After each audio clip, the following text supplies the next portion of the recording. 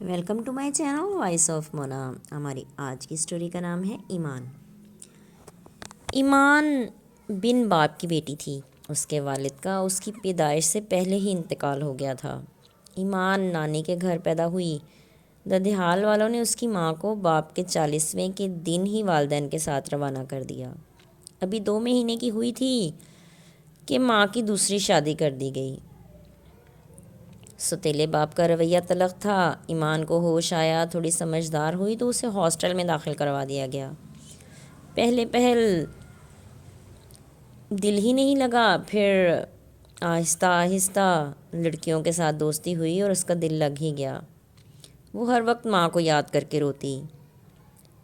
پھر پڑھائی پر توجہ دینے لگی، عید پر ہی گھر جانا ہوتا۔ پھر خدا خدا کر کے پڑھائی مکمل ہوئی، گھر واپس آئی ہی تھی اور بہت خوش تھی کہ اب ماں کے ساتھ رہ پائے گی۔ کچھ دن گزرے، ستیلے باپ نے اسے گورنمنٹ ٹیچر لگوا دیا۔ آرڈر بھی آ گئے، اسے جوائن کرنا تھا۔ وہ آرڈر پڑھ کر پریشان ہو گئی۔ وہ کیمل پور میں تھی اور جاب لاہور میں۔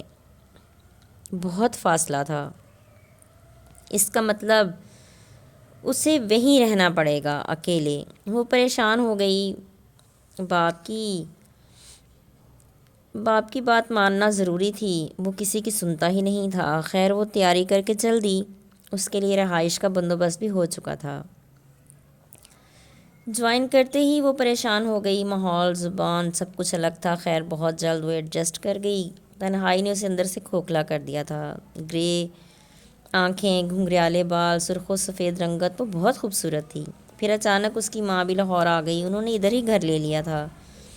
پھر ایمان گھر چلی گئی، مگر پتہ نہیں والد کو اس کا آنا اچھا نہیں لگا تھا۔ اس کی پھر ٹرانسفر کروا دی، لیکن اس نے کوشش کر کے گھر کے نزدیک کروا لی۔ پھر وہ گھر میں ہی رہنے لگی۔ ستیلا باپ ایک دن کسی کو گھر لے آیا۔ وہ اسکول سے چھٹی کر کے آئی ہی تھی۔ منہ لال ہو رہا تھا، گرمیوں کے دن تھے۔ وہ گھبرائی، گھر میں داخل ہوئی، مہمان دیکھ کر اندر چلی گئی۔ پھر پتہ چلا باپ نے رشتہ کر دیا ہے۔ وہ خاموش تھی، اسے پتہ تھا اس کی ماں اس کے حق میں نہیں بولے گی، اس لیے وہ چپ تھی کہ ماں کا گھر خراب ہوگا۔ وہ انسان لحاظ سے عاری تھا۔ وہ شادی کے لیے ایک شرط پہ راضی ہوئی کہ جاب نہیں چھوڑے گی۔ باپ نے مان لیا اور لمبی چھٹی منظور کروا دی۔ وہ بیاہ کر چلی گئی۔ شوہر تو بہت اچھا تھا، گھر والے سخت مزاج تھے۔ انہوں نے ایمان کو دل سے قبول نہیں کیا۔ اس کے ساتھ ان کا سلوک اچھا نہیں تھا۔ مشکل سے 1.5 سال گزارا ہوا۔ پھر وہ ہمیشہ کے لیے واپس آ گئی، ایک بچی لے کر۔ پھر جاب پہ جانے لگی۔ اب اس کی مجبوری تھی، ماں کے ساتھ ہی رہنا تھا۔ بچی کو کون سنبھالتا؟ پھر ایمان اپنی مرضی سے اپنی زندگی گزارنے لگی۔ وہ کسی ٹیلر سے کپڑے سلواتی تھی، اسی سے اس نے شادی کر لی۔ وہ بہت بڑا فراڈ نکلا۔ وہ پہلے ہی شادی شدہ تھا اور 9 بیٹیوں کا باپ تھا۔ دیکھنے میں بالکل نہیں لگتا تھا۔ ایمان کا اس میں سے بیٹا ہوا، پھر اس سے بھی اس نے طلاق لے لی۔ اب ایمان کا پورا دھیان دونوں بچوں کی طرف تھا۔ اس کا بھائی باہر سے آیا تو اس نے کہا، شوہر کے بغیر عورت اچھی نہیں لگتی، تم شادی کر لو۔ اس کے منع کرنے کے باوجود بھائی نے شادی کروا دی، مگر وہ شخص بھی صحیح نہیں نکلا۔ وہ ایمان کو بری طرح مارتا۔ ایمان کے بچے اس شخص سے نفرت کرنے لگے تھے۔ پھر ایمان نے بڑی مشکل سے اس شخص سے جان چھڑوائی۔ اب وہ طے کر چکی تھی کہ اکیلے ہی زندگی گزارے گی۔ سارے تجربے تو ناکام ہو چکے تھے۔ بچے بڑے ہو رہے تھے۔ دونوں ماں سے بہت زیادہ پیار کرتے تھے، اور وہ بھی قسمت بھی کیسے کیسے رنگ دکھاتی ہے، اور ہماری زندگی میں کیسے کیسے لوگ آ جاتے ہیں جن کے ساتھ گزارا کرنا مشکل ہی نہیں ناممکن ہوتا ہے، لیکن پھر بھی عورتیں گزارا کرتی ہیں، کیونکہ انہیں ماں کے گھر سے یہی سمجھا کے بھیجا جاتا ہے کہ تمہیں وہیں جینا مرنا ہے۔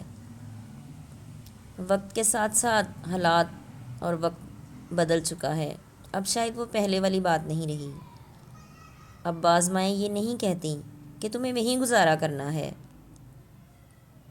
اور بات بھی صحیح ہے۔ اگر بیٹی کو پیچھے سے دے کے ہی پالنا ہے تو وہ اپنے گھر میں ہی بھلی ہے۔ ایمان تو ویسے بھی خود کفیل تھی، وہ کون سا کسی کی محتاج تھی، لیکن اس نے بہت صبر آزما وقت کاٹا، اتنا کہ شاید ہم لوگ اس کا تصور بھی نہیں کر سکتے۔ باتیں کرنی آسان ہیں، لیکن نبھانا بہت مشکل۔ ان کی تکلیف کا احساس وہی کر سکتی تھیں۔ یہ ایک ریئل سٹوری ہے، اب وہ اس دنیا میں نہیں ہے۔ جیتے رہیے، خوش رہیے۔ ہر انسان اپنی مقدر کی سزا بھگت کر اس دنیا سے روانہ ہو جاتا ہے۔